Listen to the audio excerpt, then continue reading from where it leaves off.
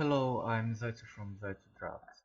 In this video I'll be making a brief preview of LCS covering new team rosters and power standings. Please remember that it's all based on my personal thoughts and it might differ from your own conclusions. To kick off, we have elements with Steve in the top lane, Julius in the jungle, Eka in the mid lane, Stras as AD carry and Spratle as support. Right now it's a common knowledge that they failed to sell their spots, thus they had to make a makeshift roster that could fill the spot in the LCS that they own. Basically they used free agents and tried to make anything that could possibly work from it. I don't think they took the best player possible, but to be honest, I don't think they even care. It's like Mr. Rales is probably the best player on this team right now, which, to be honest, doesn't sound as good as I would want to. I know that Mr. Rales was an exemplary good player when he was at Super Hot Crew back in Summer Split 2014, but right now I don't think he's good enough to hold an entire team in his arms on on his back in the backpack. I don't know, just there's no way for him alone to carry them to even accomplish what Froggen did last year and carry his own team to the 7th spot.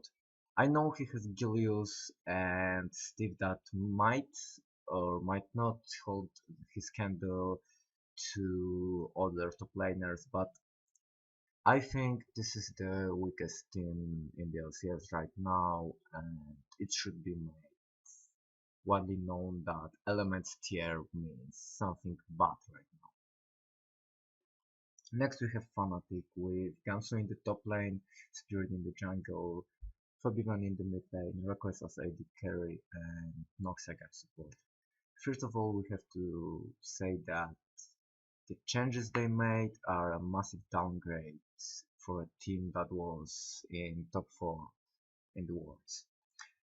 Not only did they lose the Yellow Stars knowledge, but also powerful top laner Queen. The only good part of their moves was that they took one of the best junglers possible and put him into their team. What I mean by that is that spirits should be enough to make them still be able to go top 4.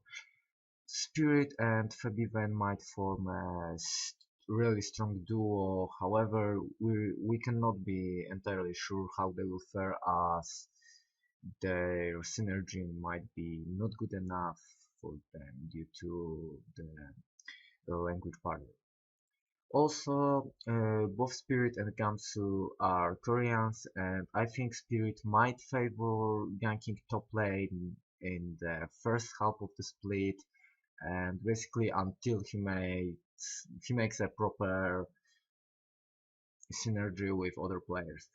What's more, I think that one cannot even compare Huni to Gamsu, and as far as they're considered, this team would be done.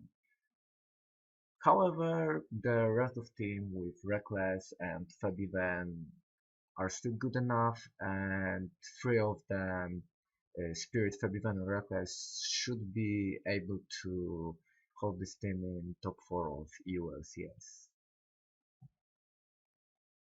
Next we have Gamers 2.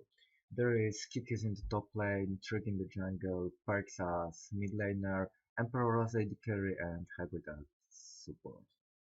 There is no doubt that Emperor is a star of this team, and the only player that can possibly catch our attention right now other than him is Perks, as he was hyped to be one of the best EU mid laners outside of the LCS. I don't think that Hybrid is a widely known player, just making any assumptions about the bot lane will be hard. I think that both Emperor and Perks might carry this team somewhere but I'm not really sure where, and I think they're still pretty mediocre. Next we have Giants with Atom in the top lane, Crew in the jungle, Pepinero in the mid lane, Adric as AD carry and Godfred as support. They change both top laner and jungler, and I don't think they are best possible options. However, I think Crew might be a good move. They do have Pepinero, who was considered one of the stars of the team back in the previous split, and probably one of better mid laners in LCS. However, when the meta changed, I think it was right before the summer split finals.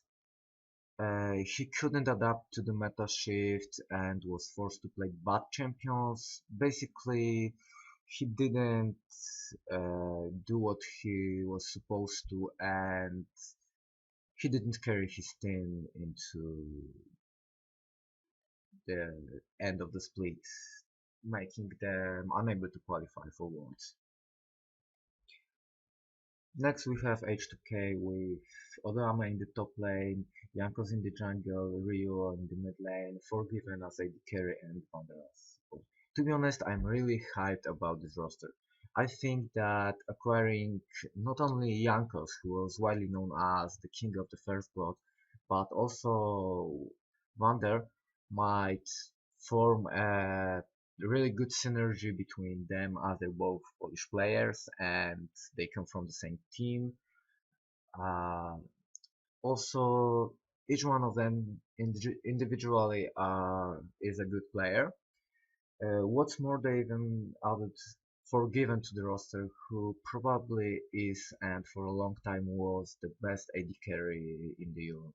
I think that this roster is really well rounded and it's one of the strongest rosters in the entire LCS right now.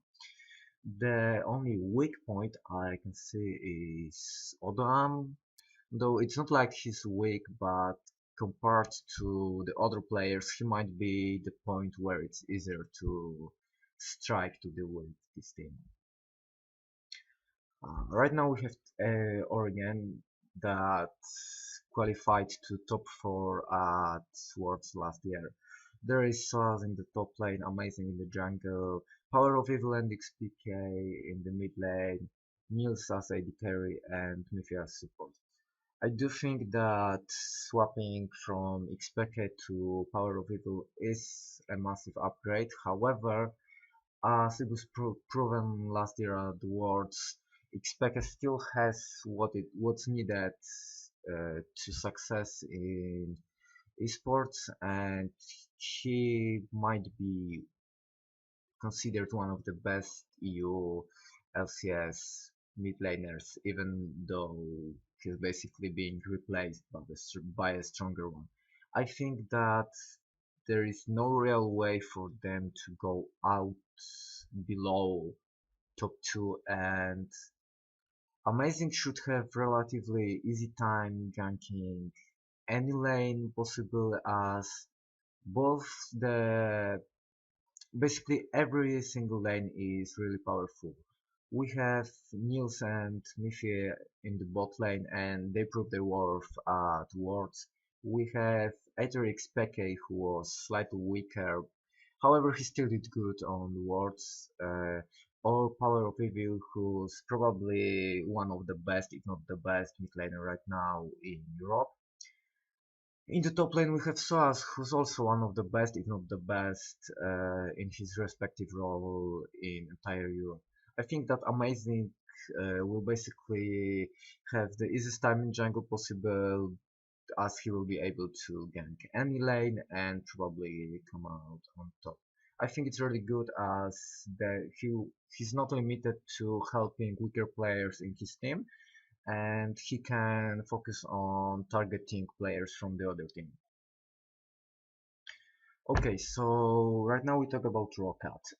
There is Freddy122 in the top lane, Airwalks in the jungle, Betsy in the mid lane, Jibus as AD carry, and Gossip Pepper as support. Uh, Rocket lost all of their players during off-season. It's obvious where they went.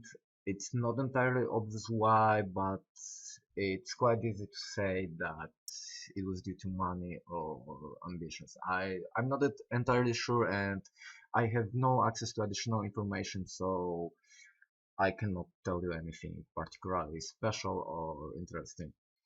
Uh, right now they have two players from ex-Gambit gaming roster, uh, Edward, known now as Gosu Pepper, and Betsy. And to be frank, they should be the saving grace of this team.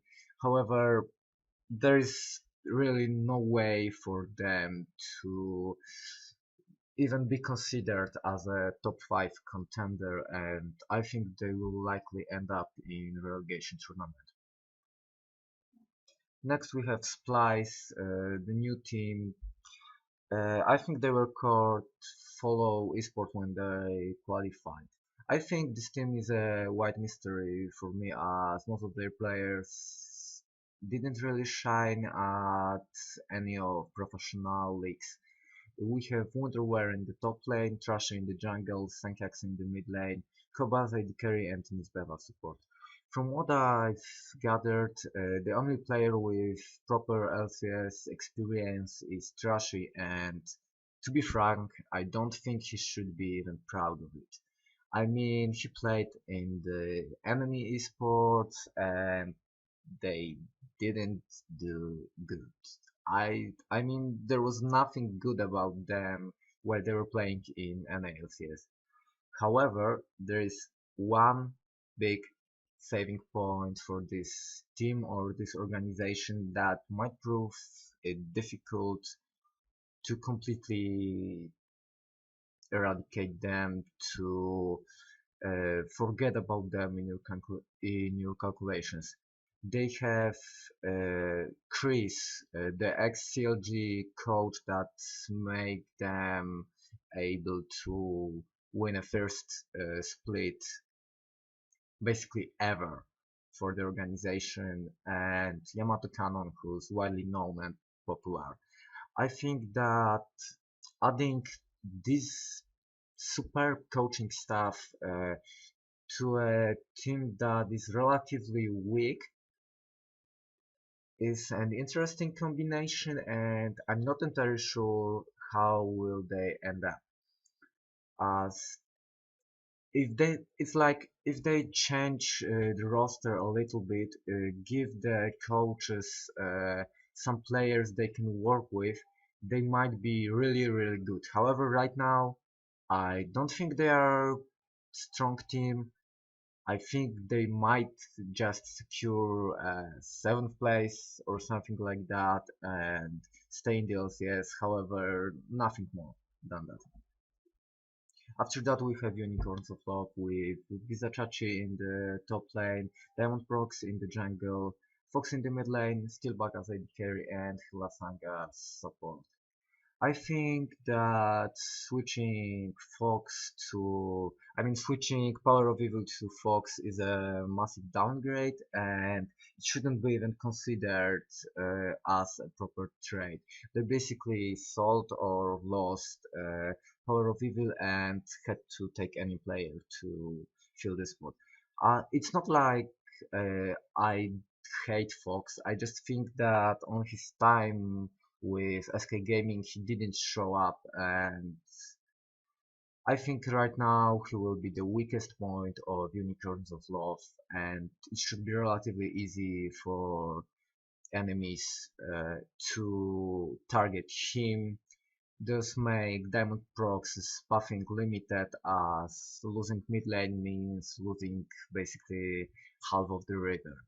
This is the only reason I didn't put the UOL higher. I mean, right now they have a veteran jungler, really good support, proper or really good, however you might call it, AD carry Steelback, Legit top lane Vizachachi, and Fox for whatever reason there is. After that we have Vitality with Cabochard in the top lane, Shook in the jungle, Nukdog in the mid lane, Hiernan as AD carry and Cassing as support. To be honest, I think this might be one of the strongest team, definitely top 4, and I think the organization did really good considering that they bought a spot from Gambit Gaming. They let the best player out of the previous team, Cabochard, stay in the top lane and form team with him. I don't know if he will be the center of the team, however, I would put him as one of the star players of it. The another saving grace might be Nukduk, however, we're not entirely sure how good he is. Every split there is hype for him, there was hype for Rocket while he was playing in it, and we didn't really show it. We weren't really shown how good he is or why he was so hyped. I think that if they focus in the top lane, they might win big time, and otherwise they're still relatively good and one of well-rounded rosters in the entire LCS right now. To sum up, I'll present you the power rankings, and to be honest, I'll refrain from adding another comments, as basically every team I put up here was explained before, and right now it's just my personal thoughts and specifications, how will they fare, and it's probably not entirely correct. And most likely after 2 or 3 weeks I will do another video like this to show you how my view of them changed and how I think the power rankings changed. So in the 10th place we have Elements, in the 8th place, yes 8th, as I think that both Rocket and Splice are really close and I'm unable to distinguish between both of them. In the 7th place we have Gamers 2, Giants in the 6th place, Unicorns of Love in the 5th place, both Fnatic and Vitality at the 3rd or 4th place, H2K only in the 2nd place, and Oregon, the top 14 from Worlds, in the 1st place. Thank you for watching. I'll try my best to get a better microphone for next video. I encourage you to write comments about my point of view. If you disagree, you can comment why. I'll try to talk with you. I'll try to respond to you and explain my point of view. Maybe your point of view will be correct and I'll switch to it. I don't know.